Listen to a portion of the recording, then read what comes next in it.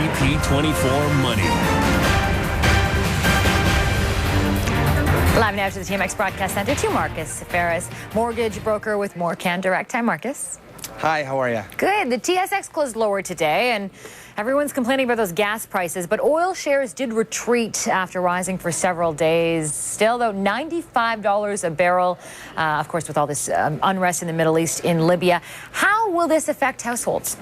Yeah, I mean, it's a great question. I think until the unrest in Libya and the Middle East settles, Canadians are going to have to deal with these higher oil prices taking a bigger chunk out of their wallets. Oil dropped in price a little bit today, as you mentioned, to about 95 bucks, but it's still quite high. Libya has two problems that really give it a pretty dramatic effect on oil prices. Number one, they've got a really unstable leader in Gaddafi, and number two, they represent a pretty significant portion of the world's oil production.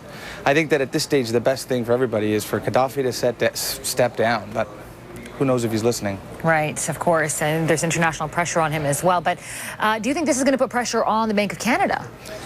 Well, they're certainly not going to ignore it. I think it's going to depend on how long these elevated oil prices last for.